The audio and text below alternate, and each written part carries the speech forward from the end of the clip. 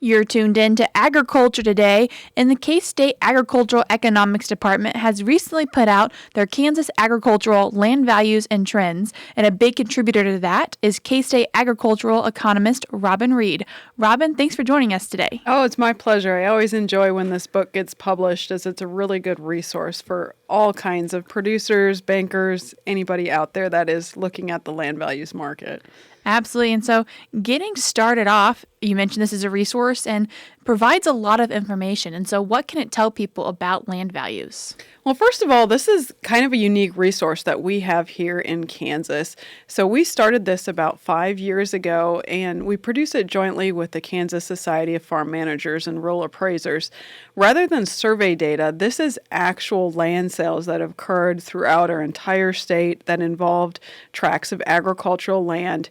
And really the interesting thing is just we can see all those sales, go ahead and repackage them into a summary form, and let the public know what those values are.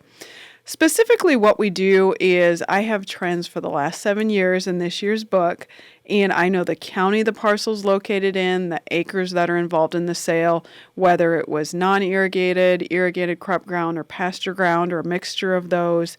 Any of the improvements on the ground, such as buildings or houses, are removed, so we're just looking at the land value. And I also take out any parcels that are under 70 acres, just trying to get that development influence out of the picture. So really, when you look at the book, you will see a state level land value, regional land values for our 9 crop reporting districts in Kansas, and then what everybody's looking for is the county level land values. So for each county that has at least 4 sales that were primarily irrigated, dry land, or pasture, I can publish a county value that has both a minimum and a maximum, and then a statistical average for that county. So that's what everybody's really looking for in these land values books. Sounds like taking a lot of data and making it consumable for people to actually interpret. And so, with all that information, what is happening with the Kansas land value market? So it has been really interesting to look at the last really 3 years. I've been studying the land market for quite a few years now. And the last time we saw land values increasing or a run up in land values of this scale was back between 2010 and 2014. A lot of people probably remember that is when we had a large run up, and then we hit 2015. The farm economy slowed down, commodity prices came down, and we were really worried at that time that there was a land bubble that had formed, and is it going to pop? Are we going back to the 1980s? And really what happened in those next 5 or 6 years is land values just kind of leveled off, just kind of held steady as we had struggles in the farm economy. And then at the end, if you remember the fall of 2020, obviously 2020 was the pandemic, but we saw commodity prices really take off during harvest that fall, basically. And with that, the land market too just kind of took off. We had a lot of government payments in those years, the CFAP payments. We had higher commodity prices. And this just added to fuel for the fire, basically, of the land value market taking off. And ever since then, we've had some really high land value increases.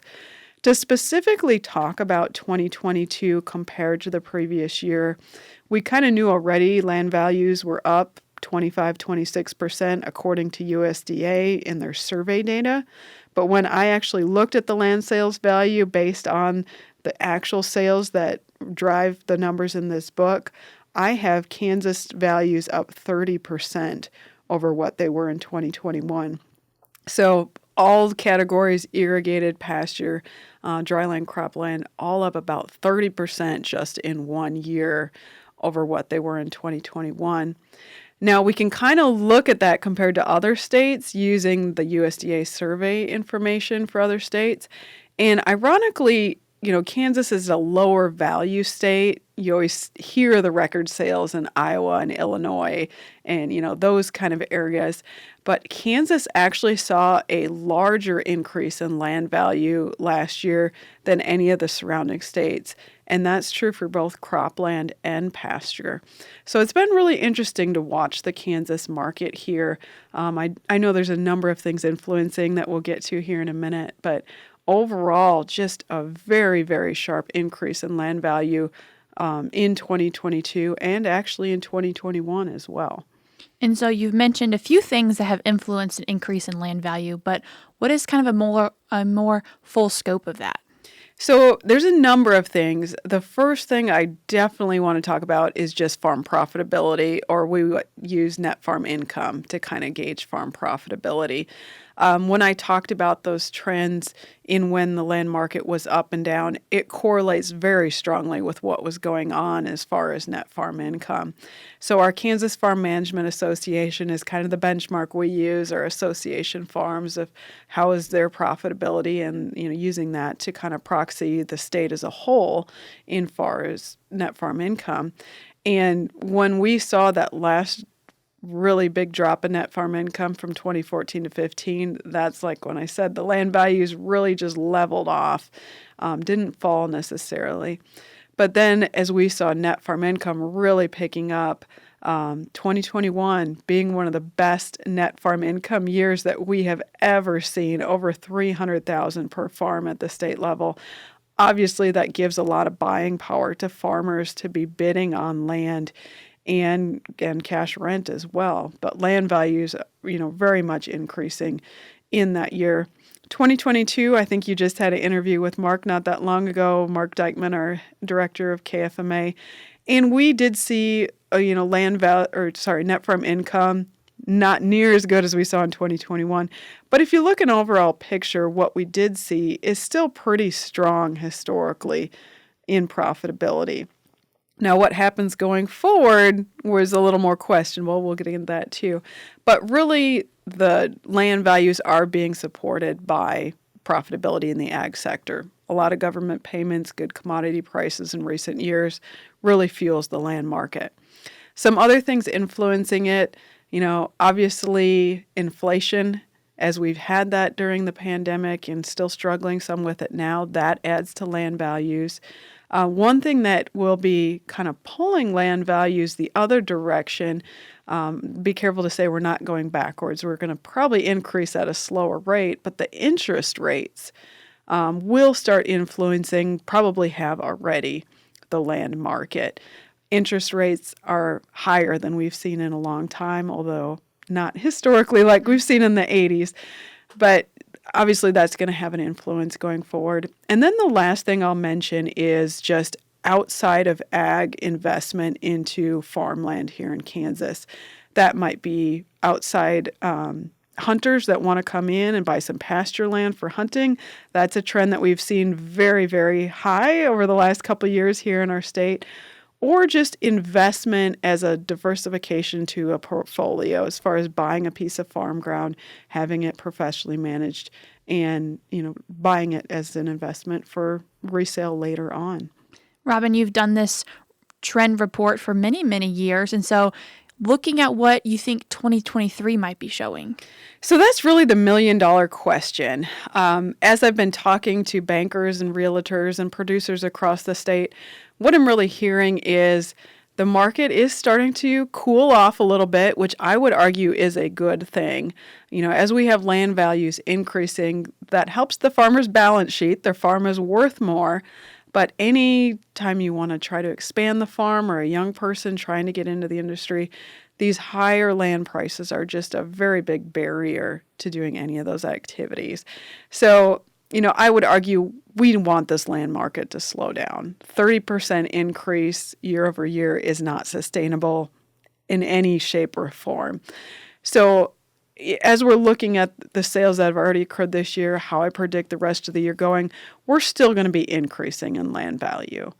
We won't be increasing 30% though.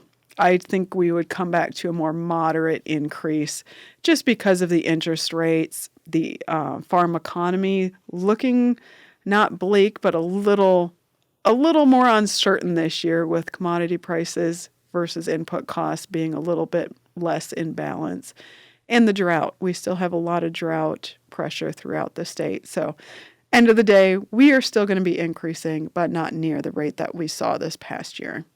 And Robin, we're talking kind of on a whole state of Kansas, but I would like to mention that in this Ag Land Values and Trends book, it does break Kansas down into 9 sections. Yeah, and that's, I keep talking about the state trend, but You're exactly right in that regional trends and county trends can be completely different.